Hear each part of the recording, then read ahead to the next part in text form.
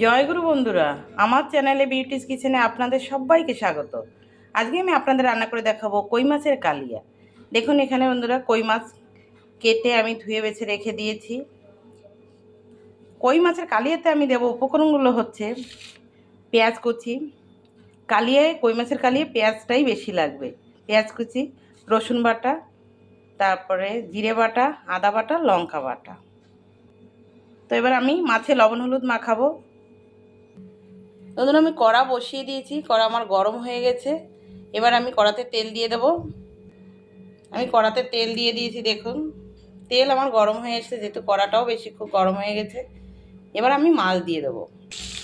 দেখুন বন্ধুরা, আমি মাছ বসিয়ে দিয়েছি, কই মাছ ভাজা বসিয়ে দিয়েছি। মাছগুলো কিন্তু কাটার সময় এই যে একটু চিড়ে চিড়ে দেবেন, তাহলে এই মাছের ভিতরে মশলাটা খুব সুন্দর ঢুকবে। এভাবে দেখুন আমি কি করে চিড়ে দিয়েছি কাটার পরে। আমি বাড়িতেই মাছ কেটেছি আর আমি নিজেই চিড়ে দিয়েছি মাছে। এবার আমার মাছ ভাজা হবে। দেখুন বন্ধুরা, আমার মাছ ভাজা হয়ে গেছে। এবার মাছ ভাজা আমি নামিয়ে নেব। আমি দেখুন কড়াইতে মাছ ভাজার তেল ছিল আর তেল দিয়েছি। এবার আমি এই তেলে ফোড়ন দেব জিরে তেজপাতা। তেল গরম হয়ে গেছে, আমি দেব তেজপাতা, দিয়ে দেবো জিরে ফোড়ন। জিরে তেজপাতা একটু লাল হবে। দেখুন জিরে তেজপাতা লাল হয়ে গেছে। এবার আমি দিয়ে দেবো পেঁয়াজ কুচিয়ে রাখা, যে পেঁয়াজটা, সেই পেঁয়াজটা আমি দিয়ে দেবো। সব পেঁয়াজটাই দিয়ে দেবো। কই মাছের কালিয়া মানেই পেঁয়াজ, বেশি পেঁয়াজই লাগবে। আমি এখানে 4টে পেঁয়াজ দিয়েছি। পেঁয়াজেই কালিয়াটা হবে। যেমন ডিমের কালি হয় ঠিক সেম কই মাছেরও কালি হয়। পেঁয়াজ দিয়ে, পেঁয়াজ কালি দিয়েও খাওয়া যায়, কিন্তু পেঁয়াজ দিয়েও ভালো লাগে। তো পেঁয়াজটা একটু লাল লাল হবে, তারপরে আমি সব মশলা দিয়ে দেবো। দেখুন বন্ধুরা, পেঁয়াজ কিন্তু লাল হয়ে গেছে। এবার আমি মশলা দিয়ে দেবো। রসুন বাটা, জিরে বাটা, আদা বাটা, লঙ্কাটা একটু পরে দেই, একটু কষা কষা হোক। দিয়ে দেবো সামান্য পরিমাণের জল। আমি দেব হলুদ, লবণ,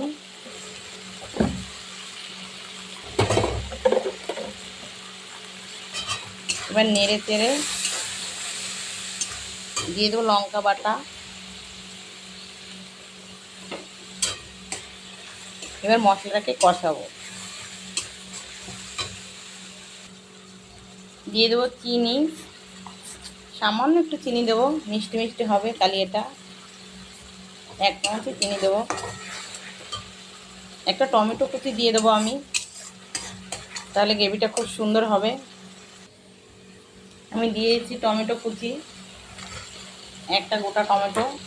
টমেটোর না দানা দেবেন না, টমেটোর দানায় যাদের ইউরিক অ্যাসিড থাকে তাতে ক্ষতি হয়, তাই টমেটোর দানা ফেলে দেন। আমি তো যখনই টমেটো দিই টমেটোর দানা দিই না। এবার মশলাকে সুন্দর করে কষাবো, তেল বেরিয়ে যাবে, মাছ দিয়ে দেবো। দেখুন বন্ধুরা, মশলা কষানো হয়ে গেছে, মশলার তেল ছেড়ে দিয়েছে। এবার আমি এই মশলার ভিতরেই মাছ দিয়ে দেবো। ভেজে রাখা যে মাছগুলো দিয়ে দেবো। এরপরে আমি একটু জল দেবো, মাছগুলোর সাথে মশলা সুন্দরভাবে মাখিয়ে। এবার আমি জড়িয়ে নেব মশলাটা, জল দিয়ে দেবো। আমি জল দিয়ে দেবো, বেশি জল দেবো না, সামান্য পরিমাণে। একটু মশলা মাছের সঙ্গে সুন্দরভাবে মিশবে। মাছের ভিতরে মশলাটা না ঢুকলে তো মাছ খেতে ভালো লাগবে না, টেস্ট হবে না। জাস্ট এবার মশলাটা এই যে মাছের ভিতরে ঢুকে যাবে। গায়ে মাখা জলটা দেবেন। হয়ে গেছে। এবার এটা একটু জাল হবে। দেখুন বন্ধুরা, আমার কিন্তু ওই মাছের কালিয়া হয়ে গেছে। দেখেছেন কালারটা কি সুন্দর হয়েছে। এবার আমি নামিয়ে নেব। দেখুন বন্ধুরা, আমার কই মাছের কালিয়া কিন্তু হয়ে গেছে, একদম রেডি। এবার শুধু খেলেই হয়। তো আপনারা কিন্তু এভাবে কিন্তু কই মাছের কালিয়া রান্না করে খেয়ে দেখবেন কেমন লাগে। আর খেতে কেমন লাগে খেতে আমাকে কিন্তু কমেন্ট করে জানাবেন। আমার এই রেসিপিটা যদি ভালো লেগে থাকে তাহলে please please please like share comment করতে কিন্তু ভুলবেন না।